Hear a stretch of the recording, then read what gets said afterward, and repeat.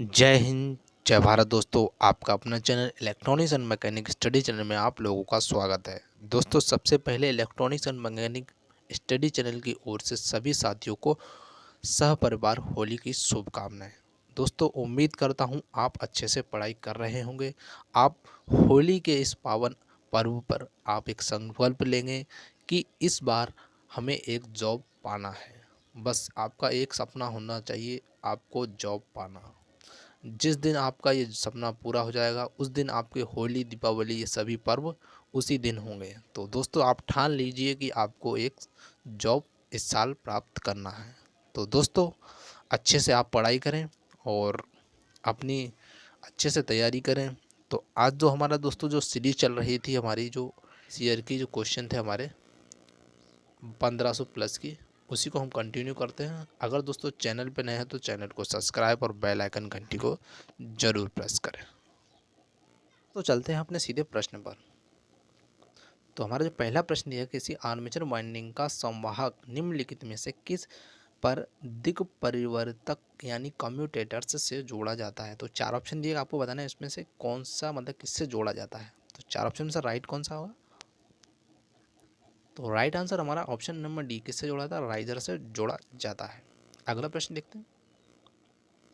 अगला प्रश्न हमारा है, यदि तीन प्रतिरोध समांतर में लगे हों तो कुल प्रतिरोध आर टी कितना होगा। तो आपको बताना आर टी का मान कितना होगा समांतर में जब प्रतिरोध तीन लगे हों। तो राइट आंसर कौन सा होगा चार ऑप्शन में से। तो राइट आंसर हमारा option number D is right answer होगा। अगला प्रश्न हमारा है कि किसी स्प्लिट फेज मोटर में स्टार्टिंग वाइंडिंग और मुख्य वाइंडिंग के बीच का जो स्लोट कोण क्या होना चाहिए। था आपको स्लोट कोण बताना कितना होना चाहिए। चार ऑप्शन दिए गए, आपको बताना है इसमें से राइट आंसर कौन सा होगा। तो हमारा जो राइट आंसर दोस्तों है वो है ऑप्शन नंबर बी, मतलब कितना होना चाहिए, 90 डिग्री होना चाहिए। अगला प्रश्न हमारा दिया गया, निम्नलिखित में से किस मान को बदलने के लिए ट्रांसफार्मर का उपयोग किया जाता है। तो चार ऑप्शन दिए, आपको बताना है इसमें से राइट आंसर। तो राइट आंसर हमारा ऑप्शन नंबर डी, मतलब किसके लिए, वोल्टता के लिए। जो ट्रांसफार्मर होता है ये वोल्टेज को परिवर्तन करता है। अगला प्रश्न हमारा दिया, निम्नलिखित में से क्या प्रतिकर्षण मोटर की कमी नहीं है। तो कौन सी कमी नहीं है वो बताना। चार ऑप्शन दिए, आपको बताना है इसमें से राइट आंसर। तो इसका जो राइट आंसर दोस्तों हमारा ऑप्शन नंबर डी, उच्च पावर फैक्टर जो कमी नहीं है किसकी, प्रतिकर्षण मोटर की। अगला प्रश्न देखते हैं। अगला प्रश्न दिया गया दोस्तों, 50 चक्र प्रति सेकंड के दोलन का आवर्ती काल टी क्या होगा। तो आपके सामने चार ऑप्शन है, आपको बताना है इसमें राइट आंसर। तो इसका जो राइट आंसर हमारा ऑप्शन नंबर बी, कितना होगा, टी बराबर 20 मिनट सेकंड होगा। अगला प्रश्न है दोस्तों हमारा कि ब्रिटानिया जो जोड़ जो कि एक प्रकार का विद्युत जोड़ है, उसे निम्नलिखित में से किसके लिए उपयोग किया जाता है। तो आपको बताना है इसमें से राइट आंसर कौन सा होगा। तो इसका जो राइट आंसर दोस्तों हमारा ऑप्शन नंबर डी, मतलब ऊपरी तार इसका राइट आंसर होगा। अगला प्रश्न दिया गया, star connected three phase circuit का लाइन वोल्टेज अगर 415 वोल्ट है, इनका जो फेज वोल्टेज कितना होगा। तो आपके सामने चार ऑप्शन है, इसमें से आपको बताना है राइट आंसर कौन सा है। तो इसका जो राइट आंसर दोस्तों हमारा ऑप्शन नंबर सी, यानी 230 वोल्ट होगा। अगला प्रश्न है कि तीन फेज 400 वोल्ट और 10 एचपी पिंजरी केस मोटर के यानी स्क्विरल केज मोटर के लिए फ्यूज की रेटिंग क्या है। तो चार ऑप्शन दिए, आपको इस बताना है इनमें से राइट आंसर कौन सा है। तो इसका जो राइट आंसर दोस्तों हमारा ऑप्शन नंबर डी, मतलब 25 एम्पियर की फ्यूज रेटिंग का उपयोग किया जाता है किसमें, पिंजरी केस मोटर के लिए।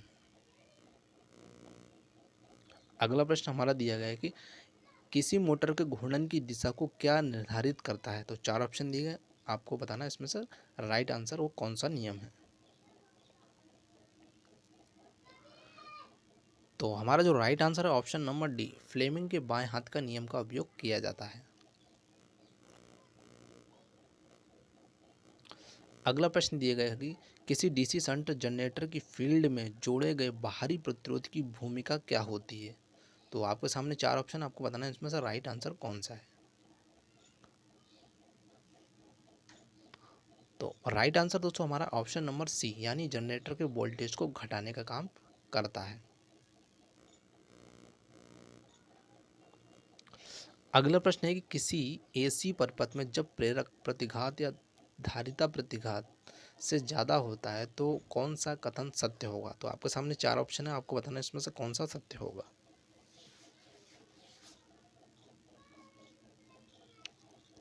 तो इसका जो राइट आंसर दोस्तों हमारा ऑप्शन नंबर ए, यानी विद्युत प्रवाह वोल्टेज से कम है।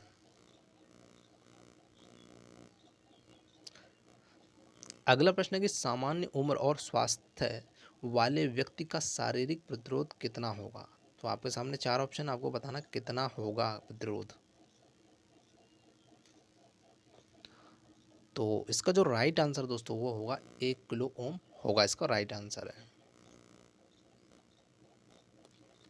अगला प्रश्न है अनुनाद या रेजोनेंस आवृत्ति पर प्रेरक प्रतिघात मान निम्नलिखित में से किसके समान होगा। तो 4 ऑप्शन दिएगा, आपको बताना है इसमें से राइट आंसर कौन सा है। तो राइट आंसर दोस्तों हमारा ऑप्शन नंबर बी, संधारित्र का प्रतिघात इसका राइट आंसर होगा। अगला प्रश्न है कि स्वचालित स्टार डेल्टा स्टार्टर में कितने कॉन्टैक्टर्स का उपयोग किया जाता है। तो 4 ऑप्शन आपको बताना कितने कॉन्टैक्टर का उपयोग किया जाता है। तो इसका जो राइट आंसर दोस्तों ऑप्शन नंबर डी, कितने 3 कॉन्टैक्टर का उपयोग किया जाता है। अगला प्रश्न दिया गया कि यदि मिक्सर की मोटर के धातु केज का वाइंडिंग के साथ इलेक्ट्रिक संपर्क हो जाए तो वाइंडिंग कैसी होगी। तो आपके सामने 4 ऑप्शन है, loose connected, open connected, short circuit या ग्राउंडेड। तो आपको बताना इसमें राइट आंसर कौन सा होगा। तो राइट आंसर दोस्तों हमारा होगा ऑप्शन नंबर डी, क्या होगा, ग्राउंडेड होगा। अगला प्रश्न हमारा है कि किसी CRT स्क्रीन पर निम्नलिखित में से किसका लेपन किया जाता है। तो 4 ऑप्शन है, आपको बताना है इसमें से किसका लेपन किया जाता है। तो राइट आंसर दोस्तों ऑप्शन नंबर सी, यानी फास्फोरस का लेपन किया जाता है, इसका राइट आंसर है। अगला प्रश्न है निम्नलिखित विकल्पों में से लौह चुंबकीय या फेरोमैग्नेटिक पदार्थ कौन सा है, आपको बताना है 4 ऑप्शन में से कौन सा है।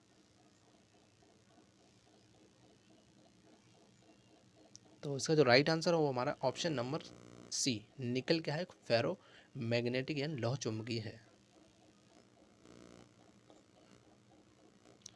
अगला प्रश्न दिया गया, the distance between clip in horizontal runs shall not exceed which one of the following. तो आपको बताना है इसमें not exceed which one of the following मतलब कौन सा फॉलो नहीं करता है। तो दोस्तों हमारा जो राइट आंसर हुआ है डी वाला है, 10 सेंटीमीटर को फॉलो नहीं करता, इसका राइट आंसर ये होगा, मतलब नहीं बोला है इसमें, सॉरी दोस्तों ये।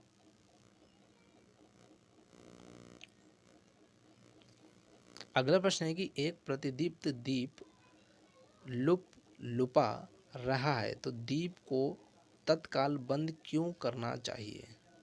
तो आपके सामने 4 ऑप्शन है, आपके राइट आंसर बताना है। तो इसका जो राइट आंसर दोस्तों हमारा option number A is right answer, मतलब रेडियो हस्तक्षेप बढ़ गया है, इसका राइट आंसर होगा। अगला प्रश्न दिया गया है कि यदि संधारित्र प्रकार का टेबल फैन विपरीत दिशा में चलता हुआ पाया जाता है तो उसी दिशा में चलने के लिए क्या बदला जाना चाहिए। तो आपके सामने 4 ऑप्शन, आपको बताना है इसमें से राइट आंसर कौन सा होगा। तो राइट आंसर दोस्तों हमारा ऑप्शन नंबर सी, यानी मेन स्टार्टिंग वाइंडिंग का जोड़, इसका राइट आंसर है। अगला प्रश्न है कि एल्यूमिनियम सोल्डर का गलनांक क्या है। तो आपको बताना 4 ऑप्शन में से कौन सा है राइट आंसर। तो राइट आंसर दोस्तों हमारा option number D, 170 centigrade degree से लेकर 215 सेंटीग्रेड तक। अगला प्रश्न है कि उच्च दाब एमबी लैंप में पाया दाब कितना होना चाहिए, मतलब मरकरी वेपर लैंप में कितना होना चाहिए आपको बताना है। तो चार ऑप्शन में से जो हमारा राइट आंसर वो है हमारा option number D is right answer, यानी वातावरण के दाब का 2.5 गुना होना चाहिए, इसका राइट आंसर होगा। अगला प्रश्न दिया गया है दोस्तों हमारा है कि जो if one of A 3 phase star connected winding is shorted the ammeter indicates which one of the following. तो आपको बताना है कौन सा फॉलो करता है। तो चार ऑप्शन में से राइट कौन सा, जल्दी से बताएं।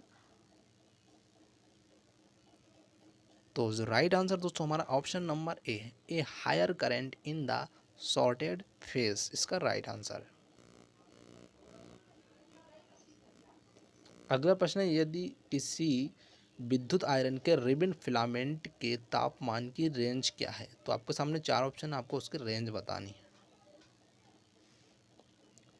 तो राइट आंसर दोस्तों ऑप्शन नंबर बी, कितना होगा 800 सेंटीग्रेड से लेकर 850 सेंटीग्रेड होगा। अगला प्रश्न है कि छत पंखा का घूमने वाला हिस्सा कौन सा, मतलब घूमने वाला हिस्सा कौन सा है आपको बताना है। तो चार ऑप्शन है, आपको बताना है इसमें से राइट आंसर। तो इसका जो राइट आंसर हमारा ऑप्शन नंबर ए, बॉडी, जो छत का जो हमारा जो ऊपर वाला पंखा रहता है उसका घूमने वाला जो पार्ट्स होता है वो होता है बॉडी। अगला प्रश्न है कि the potential transformer can be regarded as which type of transformer from the option below. तो कौन सा ऑप्शन ब्लो करता है आपको बताना, चार ऑप्शन में से राइट आंसर। तो इसका जो राइट आंसर दोस्तों option number C, step up. जो पीटी होती है यानी पोटेंशियल ट्रांसफार्मर जो होता है वो क्या होता है, स्टेप अप होता है। अगला प्रश्न है कि कौन सा समीकरण एक किसी दोलन की कोणीय आवृत्ति ओमेगा व्यक्त करता है। तो चार ऑप्शन में से राइट कौन सा दोस्तों। तो राइट आंसर हमारा option number A, omega is equal to 2 pi into F, इसका राइट आंसर है।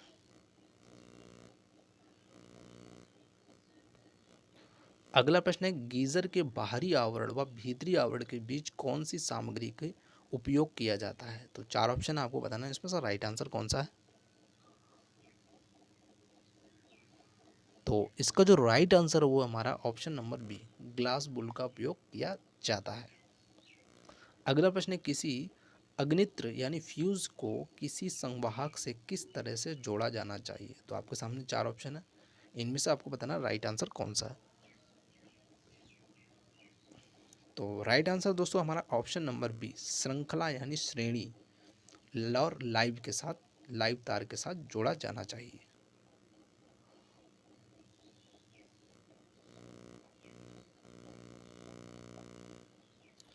अगला प्रश्न दिया गया दोस्तों कि 4 पोल वाले एक दिश लैंप कुंडलित आर्मेचर में समांतर पथ की जो कितनी संख्या होगी।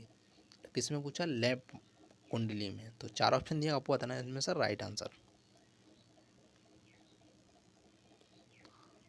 तो इसका जो राइट आंसर हमारा ऑप्शन नंबर डी, यानी 4, मतलब जो लैंप बाइंडिंग कुंडली होती है उसमें जितने पोल होंगे उतने ही क्या होंगे, समांतर पथ होंगे। और जो लैप बाइंडिंग में और जो वेव बाइंडिंग होती है, चाहे पथ कितने भी हों यानी पोल कितने भी हों, लेकिन उसमें जो पथ हमेशा 2 ही होते हैं।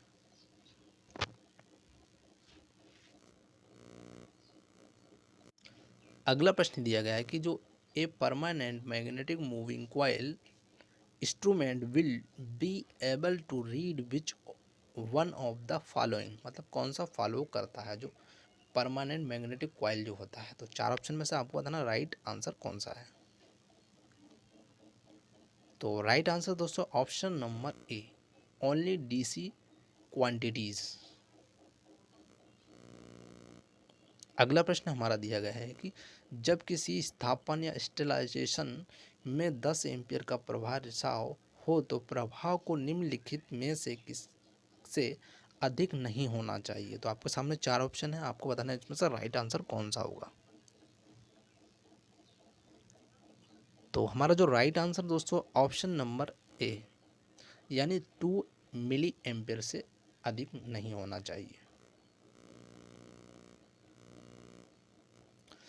अगला प्रश्न है कि इन ए स्लिप रिंग इंडक्शन मोटर विच, सो दोस्तों, with manually operated rotor resistance starter, how in the electric interlocking connected. तो आपके सामने चार ऑप्शन दिए, आपको बताना है इसमें से राइट आंसर कौन सा होगा। तो इसका जो राइट आंसर है हमारा option number D, in series with star button, इसका राइट आंसर है।